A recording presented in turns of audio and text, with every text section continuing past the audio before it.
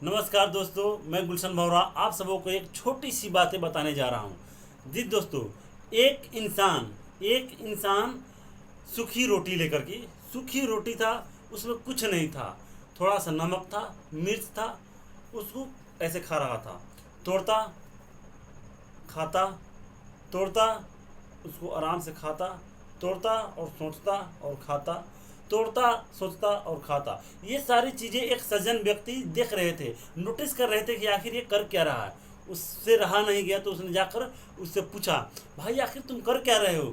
रोटी को तोड़ रहे हो, ऐसे डूबे रहे हो, और तुम्हारा रोटी में कुछ है नहीं, और तुम कुछ देर सोच रहे हो, उसके बाद खा रहे हो। तो उसने बोला कि मैं सोच रहा हूँ, रोटी तोड़ रहा हूँ, मेरे पास कुछ भी नहीं है खाने का, बस ये नमक है और मिर्चा है, लेकिन मैं ये सोचे खा रहा हूँ कि मेरे इस रोटी के अंदर, मेरे इस रोटी के पास सब्जी पड़ा है, अच्छा अच्छा सब्जी पड़ा है, मटर पनीर पड़ा है, ऐसी ऐसी सब्जी पड़ा है, अचार पड़ा है।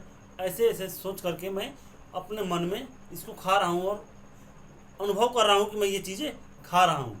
उस सज्जन व्यक्ति ने बोला कि भाई साहब, अगर आपको अनुभव ही करना है, अगर आपको अनुभव ही करना है कि आप नमक के जगह में चटनी खा रहे हैं, अचार खा रहे हैं, सब्जी खा रहे हैं, तो आप ये क्यों नहीं अनुभव कर रहे हैं कि आपके पास गुलाब जामुन हैं, अच्छे अच्छे पकवान हैं, जलेबी हैं, रसगुल्ले हैं।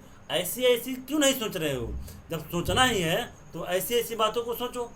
जी दोस्तों, तो कहा जाता है कि सोचना एक कला है, सोचना एक कला है। एक हाथी को ले लीजिए, एक हाथी अगर बचपन में, एक हाथी को अगर आप बचपन में जंजीर से बांधते हैं तो उसको तोड़ नहीं पाती है, क्योंकि वो छोटी होती है, उसके पास ताकत नहीं होता उसको तोड़ने के लिए, लोहे के जंजीर को तोड़ नहीं पाती है। लेकिन धीरे धीरे करके जैसे ही समय बीतता है, धीरे धीरे करके जैसे ही समय बीतता है, और वो हाथी अगर बड़ी हो जाए, अगर वो हाथी बड़ी हो जाए तो आप उसको एक रस्से से भी बांध दीजिएगा। अगर आप उसको एक रस्सा से भी बांध दें तो वो उसको तोड़ने का प्रयास ही नहीं करती, क्योंकि वो जानती है कि मैं तो बचपन से इसको तोड़ते आ रही हूँ, लेकिन मुझसे टूट नहीं रहा है, तो अब क्या हो सकता है। जी हाँ दोस्तों, ये एक पैरामीटर है जिसको सोच को बांधा जाता है। इसमें सोच को बांधा जाता है कि आखिर इसका सोच कैसे बांधें। जैसे आपने देखा होगा कि एक सर्कस में शेर होता है। शेर एक ऐसा जानवर है कि अगर वो चाह दे, एक बार दहाड़ दे, तो पूरा पूरा कायनात हिल जाएगा, लेकिन उसको लोग अपने सामने रख करके चाबुक से मारते रहते हैं। जी हाँ दोस्तों, वहीं मैं बात बताने जा रहा हूँ कि अगर वहीं हाथी उस जंजीर को नहीं तोड़ पाती है, लोहे की जंजीर को नहीं तोड़ पाती है बचपन में, और बड़ा होकर के उसको रस्से से बांधेंगे तो तोड़ने का प्रयास नहीं करेगी।